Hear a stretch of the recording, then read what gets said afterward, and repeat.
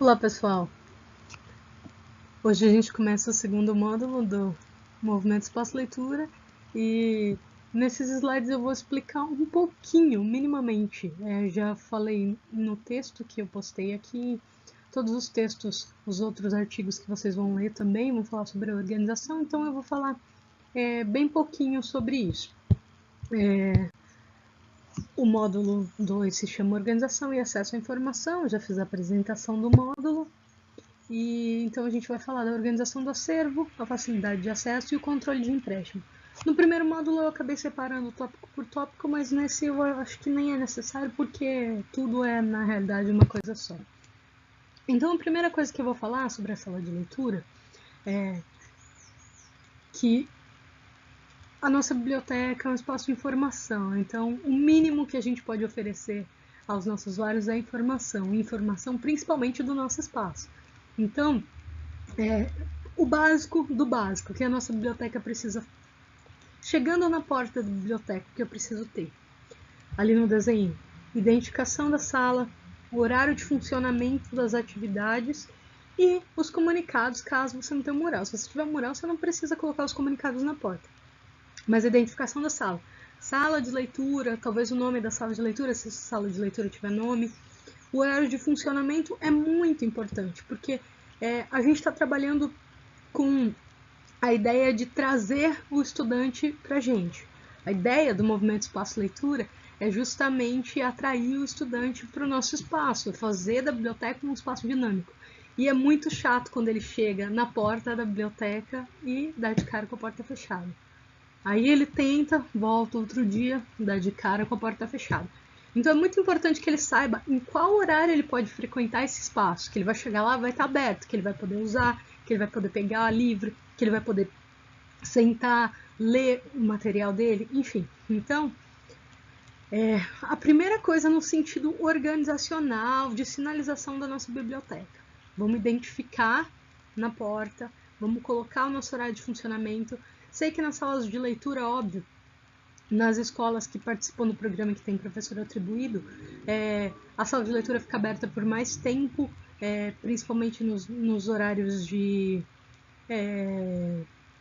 intervalo, almoço, quando é período integral, porque o professor está lá e ele está lá exclusivamente para isso. Mas nas escolas que não tem sala de leitura, eu entendo que quem é responsável pela sala de leitura tem outras atribuições também, então deve existir um combinado, um horário já específico para que essa pessoa esteja nesse espaço.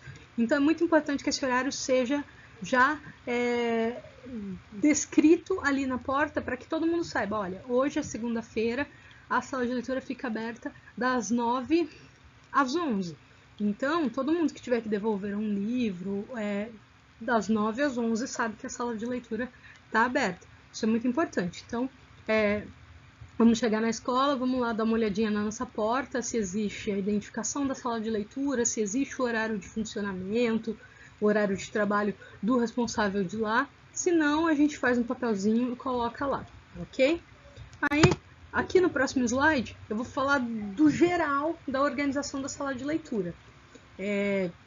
Ambiente limpo, óbvio. Quando a gente está falando de um ambiente acolhedor, de um ambiente que a gente quer estar, a gente está falando de um ambiente limpo, a gente está falando de um ambiente que é gostoso estar lá. Então, não é legal uma sala de leitura com as coisas todas jogadas, papéis jogados no chão, lixo cheio o tempo todo, mesas sujas, rabiscadas. Então é bom que a gente preze um pouquinho pelo nosso espaço, que ele seja limpo, que a organização dele, aqui no segundo item, permita livre circulação. O que é isso?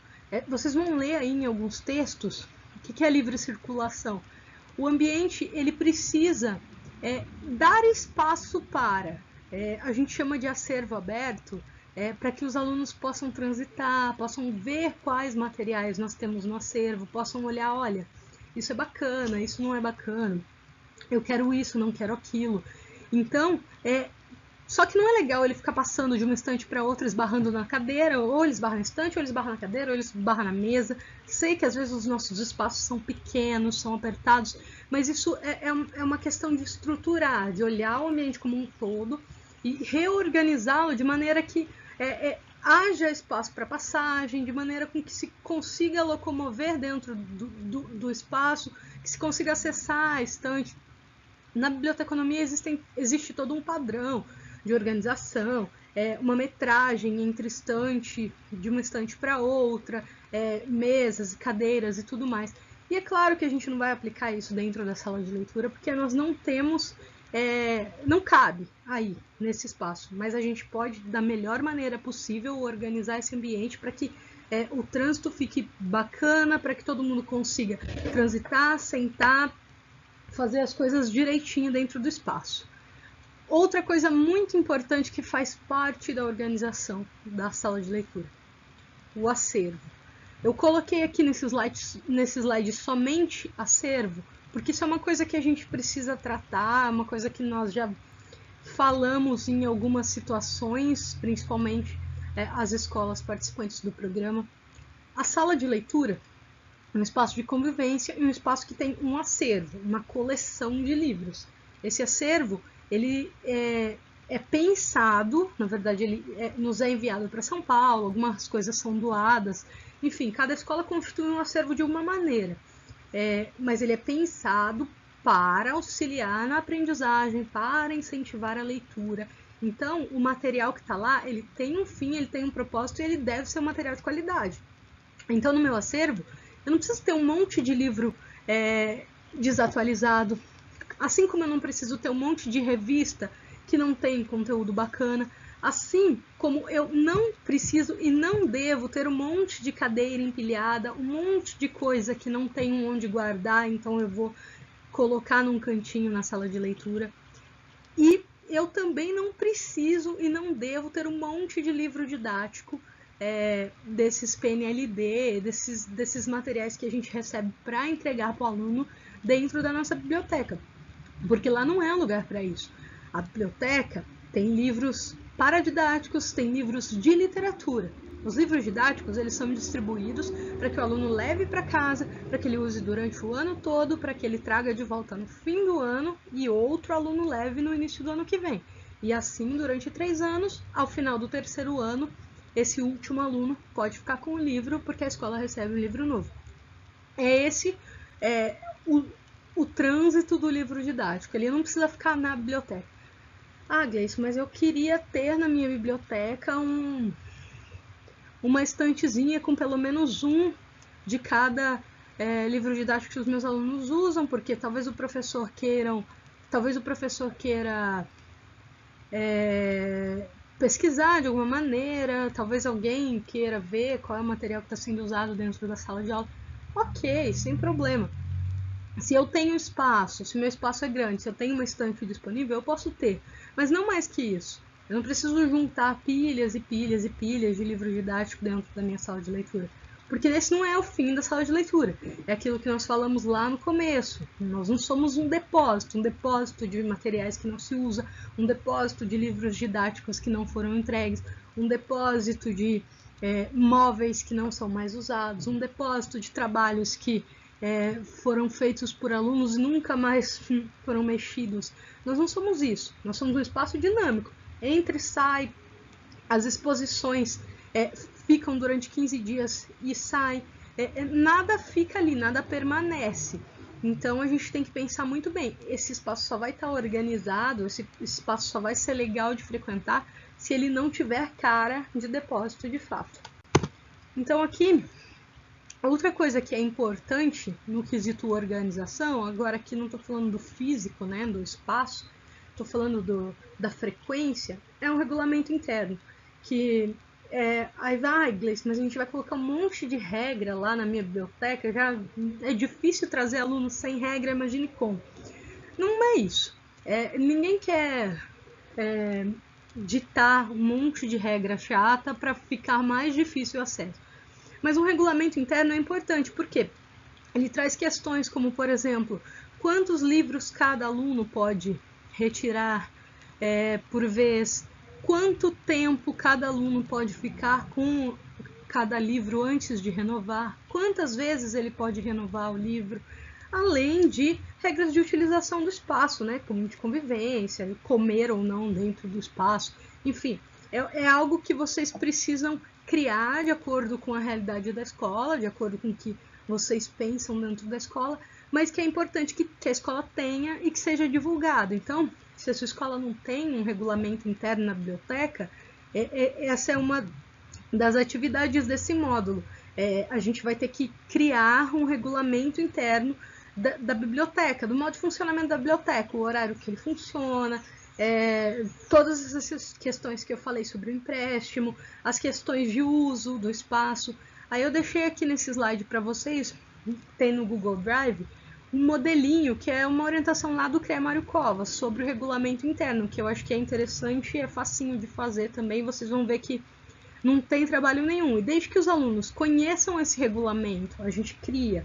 E é importante pensar que a gente não vai criar isso sozinho. A gente vai criar isso junto com o Grêmio Estudantil, a gente vai criar isso junto com uma comissão que passe por todas as instâncias da escola, para que todo mundo tenha conhecimento, para que todo mundo opine a respeito das decisões desse regulamento e que todo mundo depois consiga seguir essas regras sem muitos problemas. Então, é bem bacana, vocês vão ver que a partir do momento que todo mundo conhece esse regulamento e que todo mundo segue esse regulamento, a gente vai ter menos problema de perda de material, a gente vai ter menos problema de indisciplina, entre aspas, dentro do ambiente, a gente vai ter menos problema de ambiente sujo, mesas riscadas e etc. De novo, uma questão de conscientização do uso do ambiente. Então, vamos lá para o próximo slide. Aí aqui, estou falando de novo de como organizar o acervo. Nosso acervo, ele tem itens como livros, revistas, DVDs, e eu acho que em todas as escolas que eu já fui, que eu já frequentei, eles são separados, né? Os livros geralmente tomam a maior parte do acervo, mas existem revisteiros, existem também os DVDs do Cultura Currículo, geralmente em uma parte da biblioteca, que são utilizados internamente. A maioria das escolas, depois vocês vão ver lá no vídeo de apresentação do curso, eu falei lá naquele vídeo já sobre toda essa coisa da classificação, também já falei no texto que eu postei da classificação, do processamento técnico do material. Então aqui eu vou falar sucintamente sobre como a gente vai organizar dentro das nossas salas de leitura. Então tudo isso que nós temos, os livros, as revistas, os filmes, eles vão ser organizados para que de uma maneira fácil a gente consiga encontrá-los dentro do nosso acervo. Então, em todas as salas de leitura que eu fui até hoje, todas as salas de leitura que eu conheço, que eu trabalho, esse material é organizado por gênero. As prateleiras são organizadas por gênero. E, segundo a tabela de classificação do CREA Mário Covas, essa é a melhor forma também de organizar. Então, eles dão lá uma tabela de classificação com os gêneros: literatura infantil, literatura infanto-juvenil, literatura brasileira conto, literatura brasileira poema, literatura brasileira crônica, aí depois literatura estrangeira conto, literatura estrangeira poema, e por aí vai. Então, eu tenho lá uma estante do gênero poema brasileiro, então literatura brasileira poema. Aí eu vou colocando lá na minha estante. Eu começo com o sobrenome do autor, fica mais fácil de eu me organizar. Então, eu vou pegar um autor que tem o sobrenome A, vai ser ali o primeiro, sobrenome B, o segundo, sobrenome C, o terceiro. E depois disso, também a ordem alfabética do título do livro. Então, eu tenho 2 autores com o sobrenome A. Qual livro vem primeiro? Já que ou o mesmo autor, né, com o sobrenome A, 2 títulos diferentes. Qual livro vem primeiro na estante? O livro que o título tem a primeira letra, né, em ordem alfabética. Então, supondo que, saindo do gênero poesia, vamos falar de literatura brasileira. A gente está classificando lá literatura brasileira, romance e Jorge Amado. Então, Amado Jorge. Quando eu vou colocar na estante, eu tenho 2 obras, Capitães de Areia e eu tenho Teresa Batista Cansada de Guerra. Capitães começa com C, Teresa com T, então eu vou colocar lá Amado Jorge, Capitães primeiro, Amado Jorge, Teresa depois. Entenderam a ordem? Gênero, então vamos lá. Gênero, literatura brasileira, romance. Sobrenome do autor, Amado Jorge, A primeiro, então ele vai estar ali primeiro. Dos 2 títulos, Teresa Batista, Capitães da Areia primeiro, porque é sempre em ordem alfabética. E assim eu organizo todas as minhas estantes. Aí aqui tem o linkzinho da tabela de classificação, como também tem essa tabela anexada aqui no site, vocês vão baixar. E a maioria das bibliotecas já é organizada dessa maneira, se não dessa maneira parecida com isso. Então eu acho que a gente só tem que dar uma aperfeiçoada na maneira como a gente utiliza essas estantes. E de qualquer maneira, eu não estou propondo aqui que vocês saiam organizando tudo novamente, porque eu sei que o nosso tempo é escasso, eu sei que a gente tem muitas atribuições dentro da escola, não é isso. O que eu proponho para vocês é que vocês observem se há uma organização mais ou menos parecida com ela e, mais que isso, se isso é fácil para os alunos, se isso facilita o acesso, porque é o principal. É disso que a gente está falando aqui. A gente não está falando sobre uma biblioteca organizada, impecável, seguindo regras e ordens. A gente está falando sobre facilidade de acesso, sobre disponibilidade de informação. Ok? Então, outros elementos importantes que toda biblioteca tem, ou deveria ter, livro-tombo, que é onde a gente registra todo o material que nós temos. Registro de entrada e saída, que é onde a gente registra os livros emprestados, as devoluções, etiquetas de identificação, de classificação, que é como nós sabemos do que aquele livro fala, que é colado na lombadinha. Então, é importante que a nossa biblioteca tenha isso. Se nós tivermos um livro tombo, nós sabemos quantos itens nós temos no nosso acervo. Se nós tivermos um livro de registro de entrada e saída, nós temos o controle do material que nós temos dentro da escola. A gente vai sempre saber o que está entrando, o que está saindo, quem está devendo. E se nossos livros forem organizados nas estantes de maneira correta, tiverem etiquetas de identificação com o número do tombo, com a classificação, seguindo lá a nossa tabela, literatura brasileira, estrangeira, etc., a nossa organização já é automaticamente fácil e esclarecedora para todo mundo. Então, penso que isso são elementos importantíssimos na nossa organização. É claro que eu estou falando de livro tombo aqui, mas tem gente que tem lá uma planilhinha no Excel, digital. As salas de leitura, algumas delas, já trabalham com o sistema Infoprisma, que é um sistema de gerenciamento de biblioteca, então elas já têm esses livros registrados no sistema, isso é muito legal, mas isso é um processo ainda, isso é um sistema que está em fase de implantação no estado. Acredito que daqui a um tempo talvez a gente consiga implantar isso em todas as salas de leitura, não sei como é que vai funcionar, mas o registro de entrada e saída, a mesma coisa, uma planilha no Excel, algo no computador, enfim. Não importa se é manual, se é digital, mas é importante que se tenha todos esses registros. É importante verificar isso também dentro da nossa biblioteca. Bom, pessoal, então é isso. A gente finaliza aqui esse PPT sobre a organização. Eu deixei os textos, também vou deixar uma atividade para esse módulo. E, como eu disse para vocês, esse módulo é bem curtinho, eu acho que falamos sobre o que era importante. Acho bacana vocês verificarem na escola de vocês, tipo, quais dessas coisas acontecem na escola, quais ainda não acontecem, como que a gente pode melhorar. E aí a gente vai conversando sobre isso. E aí, na próxima semana, eu posto o próximo módulo e é isso aí.